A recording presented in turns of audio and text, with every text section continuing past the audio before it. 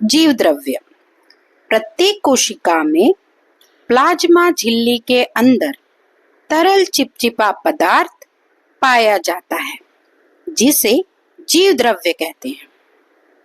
सभी जैविक प्रक्रियाओं को संपन्न करने वाले कोशिका के विभिन्न अंग कोशिकांग जीव द्रव्य में पाए जाते हैं। इसलिए हक्सले नामक वैज्ञानिक ने जीव द्रव्य को जीवन का भौतिक आधार कहा है। जीव द्रव्य को दो भागों में बांटा जा सकता है। पहला कोशिका द्रव्य, दूसरा केंद्रक। पुनः एक बार, प्रत्येक कोशिका में प्लाज्मा झिल्ली के अंदर तरल चिपचिपा पदार्थ होता है जिसे जीव द्रव्य कहते हैं और सभी जैविक प्रक्रियाओं को संपन्न करने वाले कोशिका के विभिन्न अंग कोशिकांग जीव द्रव्य में पाए जाते हैं। जीव द्रव्य दो भागों में बांटा गया।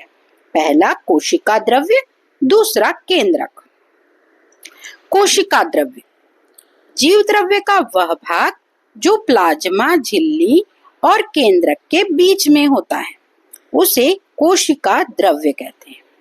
जीव द्रव्य का वह भाग जो प्लाज्मा झिल्ली और केंद्रक के बीच में हो उसे कोशिका द्रव्य कहते हैं। इसमें खनिज, लवण, पानी, कार्बोहाइड्रेट, प्रोटीन व वसा पाए जाते हैं। केंद्रक या बड़ी गोल या अंडाकार रचना है, वह केंद्रक है। अलग अलग प्रकार की कोशिकाओं में केंद्रक की आकृति भी भिन्न भिन्न हो सकती है।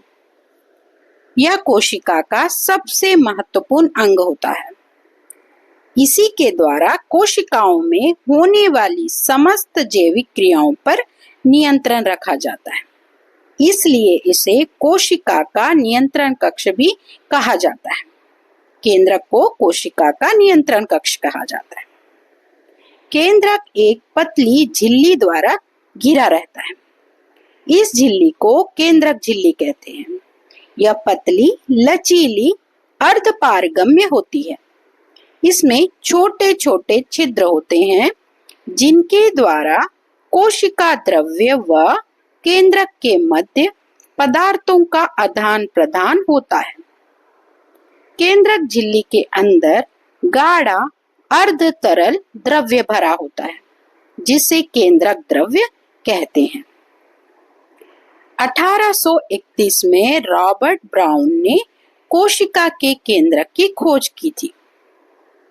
1939 में जे परकिंजे ने कोशिका के जीवित पदार्थ को जीव द्रव्य नाम दिया।